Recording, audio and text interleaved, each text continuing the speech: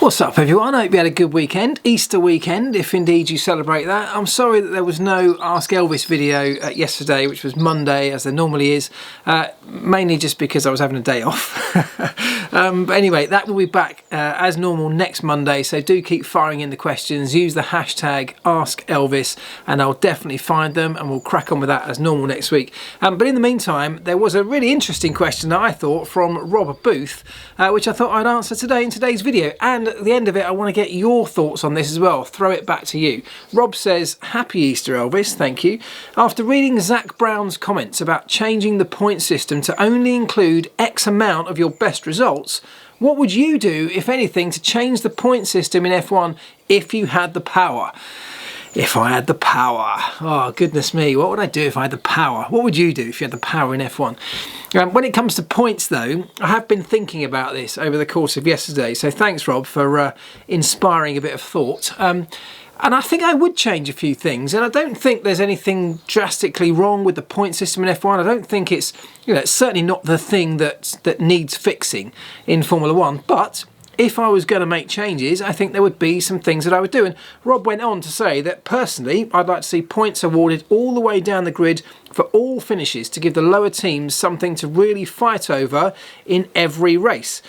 Rob, I couldn't agree more. I would probably do exactly the same. So I would have points right from the top all the way down, right to the back of the grid. And for exactly that reason, because when you're fighting at the back of the grid, I was very fortunate to be at McLaren throughout my entire career. We were always in and around the points. We were always in with a chance of winning races, certainly of scoring points. If we didn't score points, it was a massive blow. It was a terrible weekend.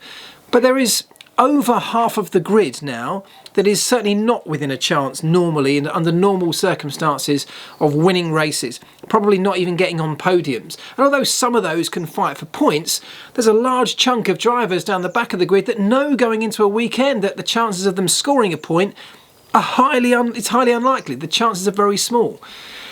Now for those teams, like let's take Williams as an example. Now Williams, maybe it's a bad example because Williams just did a terrible job over the last couple of years, and you could easily say that that's their own fault. They performed so badly, they didn't deserve to come away from a race weekend with anything. But if you think further back to teams like Manor, like Caterham, those smaller teams that came into Formula 1 on a tiny budget, but a team full of racers who are just as passionate as anybody else, as Williams are of course. They turned up at every Grand Prix, and just because of their budget, they had almost zero chance of scoring points. To me, that doesn't seem like the right way to go racing. And, you can look at it on an emotional sense and say, look, you need to give these guys something to hope and fight for. And a point can be an amazing achievement if you're down the back of the grid. But even more so than that, there's the thing that happens in a race sometimes where you see perhaps some of the bigger teams or some of the midfield teams that maybe fall out of the points some way through the race that choose to maybe not finish the race or choose to limp home outside of the points, protecting their car, knowing that there's nothing to fight for. Well, that's what we could change by giving points all the way down the grid. If it was worth your while clinging on and fighting right to the very final lap, even though you might be nursing a gearbox problem or you might have had a spin early in the race that means you are well behind your rivals, if there's still something that might make you fight all the way to the flag, for me that's worth doing. So I've had a little look at how that might be achieved, and it's not simple, obviously. It's not straightforward like anything in Formula 1, it's complicated. At the moment, of course, we give points to the top 10, and the winner of the race gets 25 points, and that's on a sliding scale down to 10th place that gets a single point. So that means that half of the field get nothing. Even if everybody finishes right now with 20 cars, half of them get absolutely nothing. They come away from the weekend with nothing. So if you want to slide that scale all the way down right to the very back, well, maybe you need to increase the points at the front. So what I've done with this example that you can see on the screen now is I have given the leader, the winner of the Grand Prix, 30 points. Now, some of you, I'm sure, are already screaming at your screens going, you can't do that. You can't just chuck points away and give them away for anything. Points need to be earned, and I totally agree with that. You do need to earn a point, but if you finish a Grand Prix, maybe that's earning a point in itself. And if we can, if 1 point at the back of the grid back of the field is not going to win you a championship, but it will give you something to celebrate. And a few of those over the season can definitely start to add up and keep the cars fighting right through the entirety of a Grand Prix. By increasing the number that the leader gets, it gives you a bigger scope, of course, to scale that all the way down to the back of the field. Now, some of you will say, well, you can't go changing the points system because it means all the records will be rendered useless. You know, if we suddenly give 30 points to the winner next season when we've only given them 25 this season, you can't compare the two. I take that point as well, but that's happened throughout history. We used to give points just to the top 5 drivers. For a long time, we only gave points to the top 6, and then it became the top 8, and now it's the top 10. So any of the points records that are being set right now are not comparable to days gone by. So what I do agree with is that if we do make a change, it has to be a long-term change. We have to lock this in for a period of time. We don't want to be changing this every 5 minutes, because that really does make a mockery of any record books. But if we go through the next 10 years with the next point system, well, then it's all valid, isn't it, in my opinion? So let's give the leader, the winner of the race, 30 points, dropping it down to 25 for second, 22 points for third place, 19 for fourth, fifth gets 16, and then we slide it all the way down, right down to 19th place that gets 1 point. That means the guy that finishes last, if every car finishes, gets nothing. But I think that's fair enough. The last guy gets nothing. It means that they can still be fighting on the final lap to the guy in front of them for the one valuable point that potentially they could earn.